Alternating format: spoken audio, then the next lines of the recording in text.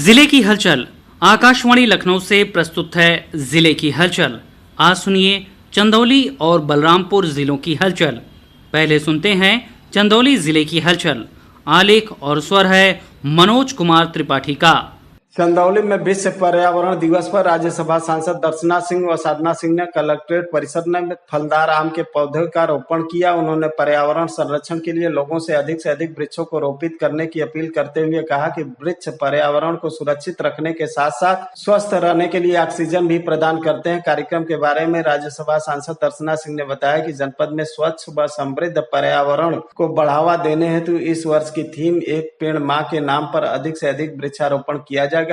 उन्होंने लोगों से पौधरोपण की अपील करते हुए कहा कि अन्य लोगों को भी वृक्षारोपण हेतु जागरूक करें और उन्हें पर्यावरण के महत्व के बारे में भी बताएं। राज्यसभा सांसद ने बताया कि प्रधानमंत्री जी की प्रेरणा से पूरे देश में ये अभियान चल रहा है, एक पेड़ माँ के नाम। बहुत जरूरत है कि पर्यावरण को हम बचाएं। धरती जिसको माँ के रूप में देखते हैं, उनकी रक्षा और सुरक्षा करना हमारा कर्तव्य बनता है। मुख्य विकास अधिकारी आर जगत साई ने बताया कि जिले भर में वृक्षारोपण अभियान चलाया जा रहा है। प्रशासन का उद्देश्य है कि इसमें अधिक से अधिक नागरिकों की भागीदारी सुनिश्चित हो। गत दिनों चंदौली के जिलाधिकारी चंद्रमोहन गर्ग ने नारायणपुर पंप कैनाल नहर में सफाई एवं मरम्मत कार्य का निरीक्षण किया। निरीक्षण में लौदा गाँव के पास नहर में साइड स्लोप एवं ड्राइंग के अनुसार नहर की चौड़ाई, गहराई और किनारों का ढलान कार्य की गुणवत्ता परखी। उन्होंने निर्देशित करते हुए कहा कि नहर के किनारे तटबंध की मिट्टी को ठीक ढंग से दबाएं, जिससे नहरों में पानी के दबाव से तटबंधों का कटाव न हो। इसके अलावा उन्होंने नहर में पक्की दीवार निर्माण कार्य एवं उसकी मोटाई और मजबूती की भी जांच की। उन्होंने सहायक अभियंता अनुराग सिंह को निर्माण कार्य की गुणवत्ता में कोताही न बरतने और कार्य को तय मानक में तेजी से पूर्ण करने के निर्देश दिए। जिलाधिकारी ने कहा कि कार्य पूर्ण होने पर टेक्निकल टीम से जांच सुनिश्चित होगी। यदि निर्माण में गुणवत्ता की कमी और अंतिम छोर तक पानी न पहुंचने जैसी समस्या आई तो संबंधित के खिलाफ विभागीय जांच और दंडात्मक कार्रवाई की जाएगी। उन्होंने मानकों के विपरीत घटिया सामग्री का उपयोग या तय समय में काम पूरा न करने पर ठेकेदारों का भुगतान रोकने, जुर्माना लगाने के साथ ही ब्लैक लिस्टेड करने के निर्देश दिए। निरीक्षण के दौरान अधिशासी अभियंता चंद्रप्रभा सहित अन्य संबंधित अधिकारी मौजूद रहे। विगत दिनों चंदौली के साहबगंज विकासखंड के मसोई गांव में खेत बचाओ अभियान के तहत कृषि विज्ञान केंद्र के प्रभारी नरेंद्र रघुवंशी के नेतृत्व में कृषि वैज्ञानिकों ने चौपाल लगाई। चौपाल में स्वस्थ मिट्टी, सशक्त किसान, समर्थ भारत और विश्व पर्यावरण दिवस के मौके पर एक पेड़ माँ के नाम के तहत बृहद वृक्षारोपण अभियान के बारे में लोगों को किया गया। कृषि विज्ञान केंद्र एवं जिला उद्यान विभाग की ओर से आयोजित चौपाल में कृषि वैज्ञानिकों ने किसानों को मृदा स्वास्थ्य संरक्षण, संतुलित उर्वरकों के प्रयोग, जैविक एवं प्राकृतिक खेती और मृदा की उर्वरता बढ़ाने के विभिन्न उपायों के बारे में जानकारी दी।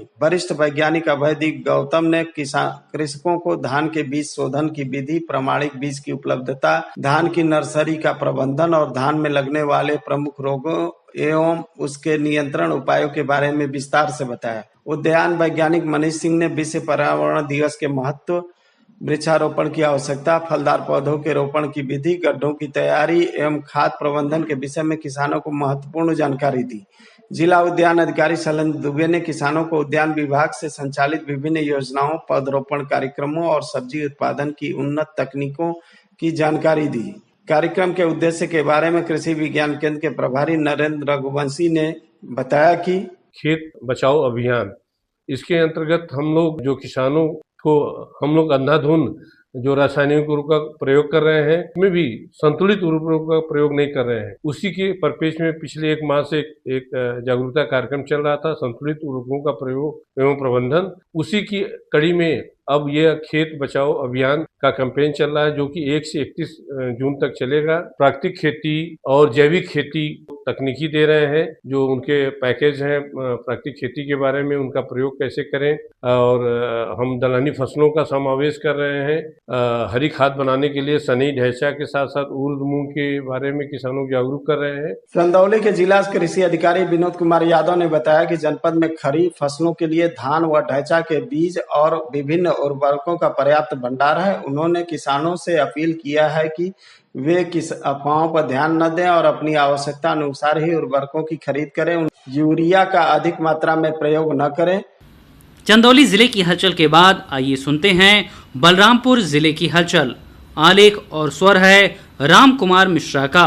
बलरामपुर में विकास कार्यों की हकीकत देखने के लिए जिलाधिकारी द्वारा लगातार गांव का भ्रमण किया जा रहा है। इसी के अंतर्गत जिलाधिकारी डॉक्टर विपिन कुमार जैन द्वारा विकास खंड हरैया सतघरवा के नेपाल सीमा से सटे ग्राम बारहवा का भ्रमण कर ग्राम में उपलब्ध मूलभूत सुविधाओं एवं विभिन्न जन कल्याणकारी योजनाओं की स्थिति का स्थलीय निरीक्षण किया गया। निरीक्षण के दौरान जिलाधिकारी ने ग्रामीणों से सीधे संवाद कर उन्हें मिल रही सुविधाओं एवं योजनाओं के लाभ के संबंध में फीडबैक प्राप्त किया। जिलाधिकारी ने ग्राम में पेयजल, विद्युत, सड़क, राशन वितरण, स्वास्थ्य एवं अन्य आवश्यक सुविधाओं की स्थिति का जायजा लेते हुए संबंधित अधिकारियों को निर्देशित किया कि ग्रामीणों को शासन की योजनाओं का लाभ प्राथमिकता के आधार पर उपलब्ध कराया जाए तथा किसी भी पात्र व्यक्ति को योजनाओं से वंचित न रखा जाए। बलरामपुर में यूपी बोर्ड, सीबीएसई एवं आईएससी बोर्ड परीक्षाओं में उत्कृष्ट अंक प्राप्त कर जनपद का नाम रोशन करने वाले मेधावी छात्र छात्राओं के सम्मान में जनपद स्तरीय सम्मान समारोह का आयोजन किया गया। इस अवसर पर विधायक पलटू राम ने कहा, मुख्यमंत्री के नेतृत्व में प्रदेश में नकल विहीन एवं पारदर्शी परीक्षा प्रणाली स्थापित की गई है, जिससे प्रतिभाशाली विद्यार्थियों को उनकी मेहनत का वास्तविक सम्मान प्राप्त हो रहा है। जिलाधिकारी डॉक्टर विपिन कुमार जैन की अध्यक्षता में कलेक्ट्रेट सभागार में जिला सैनिक बंधु की बैठक सम्पन्न हुई। बैठक में जनपद के पूर्व सैनिकों एवं उनके परिजनों की समस्याओं, सुझावों एवं विभिन्न मुद्दों पर विस्तार पूर्वक चर्चा की गई। बैठक के दौरान जिलाधिकारी ने उपस्थित पूर्व सैनिकों की समस्याएं गंभीरता से सुनी